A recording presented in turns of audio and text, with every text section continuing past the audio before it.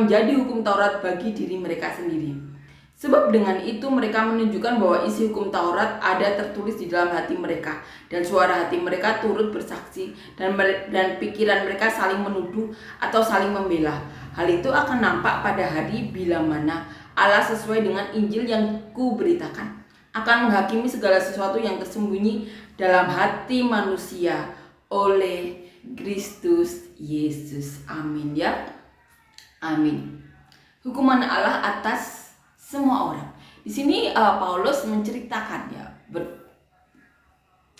berkhotbah bagaimana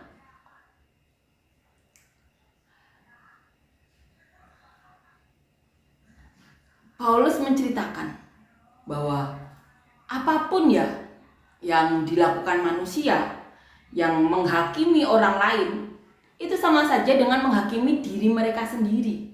Karena apa? Karena mereka juga melakukan kesalahan yang sama. Makanya Paulus mengatakan, siapapun yang menghakimi itu sama saja dengan menghakimi diri mereka sendiri, karena sama-sama melakukan kesalahan yang sama. Makanya Tuhan mengatakan janganlah menghakimi. Nah, sini juga diceritakan ya, bagaimana Paulus berkata, penderitaan dan kesesakan akan menimpa setiap orang yang hidup yang berbuat jahat. Pertama-tama orang Yahudi dan kemudian orang Yunani. Kemudian Tuhan juga katakan, tetapi kemuliaan dan kehormatan dan damai sejahtera akan diperoleh semua orang yang berbuat baik. Pertama-tama orang Yahudi dan juga orang Yunani. Sebab Allah tidak memandang bulu.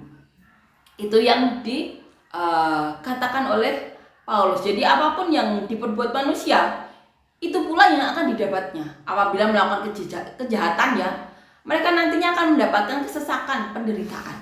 Tetapi apabila berbuat baik, mereka akan mendapatkan kemuliaan, kehormatan, damai sejahtera. Karena apa? Karena Allah tidak memandang bulu. Dan ini di sini juga dikatakan ya, Paulus mengatakan bahwa semua orang yang berdosa di bawah hukum Taurat, maksud di sini dikatakan bahwa mereka mengetahui hukum Taurat, maka mereka akan dihukum sesuai dengan hukum Taurat.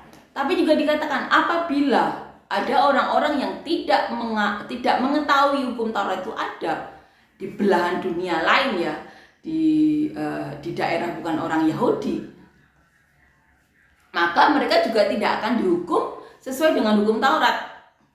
Karena apa? Di sini dikatakan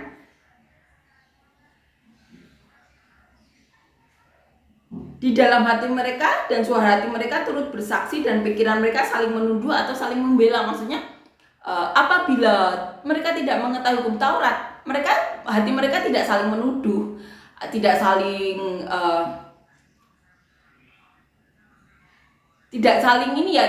bersaksi. Tapi di sini dikatakan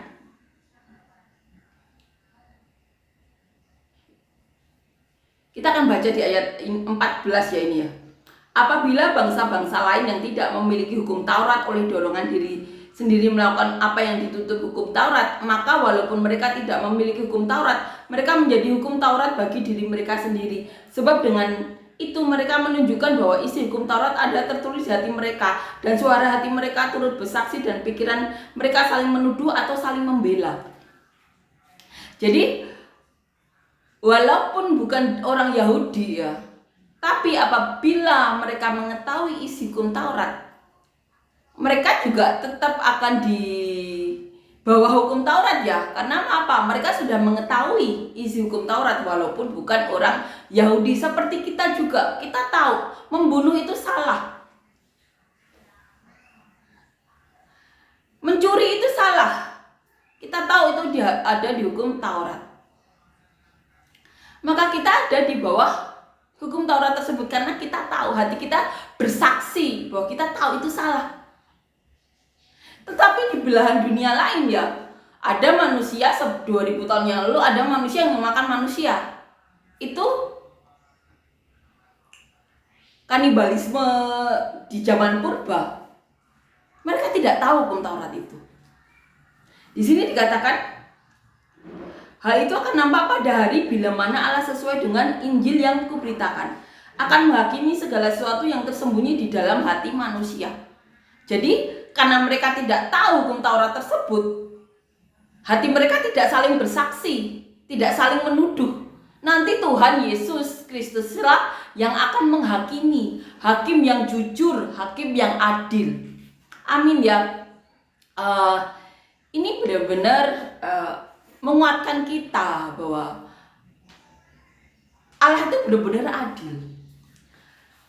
Orang-orang Yahudi atau orang-orang Kristen zaman sekarang yang mengetahui hukum Taurat, kita semua ada di bawah hukum Taurat. Karena apa? Karena kita tahu bahwa yang dilakukan apabila melakukan hal-hal yang salah seperti membunuh, mencuri, bersaksi dusta, mengingini kepunyaan orang lain, tidak menghormati orang tua, jangan ada ilah lain di hadapan kita. Kita tahu itu salah. Dan apabila kita melanggarnya, hati kita akan bersaksi. Walaupun kita bukan orang Yahudi. Tetapi Tuhan juga mengatakan, orang yang tidak di bawah hukum Taurat dan tidak mengetahui hukum Taurat itu ada, nanti Tuhan Yesus yang akan menghakimi. Tetap dihakimi, tapi bukan di bawah hukum Taurat. Karena apa? Tuhan kita itu hakim yang jujur, hakim yang adil, yang menghakimi segala sesuatu yang tersembunyi dalam hati manusia. Amin ya. Apabila kita mereka-rekakan yang jahat kepada orang lain dan orang lain itu tidak tahu, Tuhan itu tahu, menghakimi sampai kedalaman hati. Itu Tuhan kita, Yesus Kristus yang akan menjadi hakim kita nantinya, menghakimi sampai kedalaman hati. Makanya kita saling memberkati, saling mendukung, saling mensupport. Jangan ada reka-reka yang jahat di hati kita, karena itu hal yang sia-sia. Kalaupun kita berhasil mereka-rekakan yang jahat kepada orang lain, itu juga akan sia-sia. Kenapa? Kita nanti akan dihakimi oleh Yesus Kristus, hakim yang adil, hakim yang jujur. Amin ya.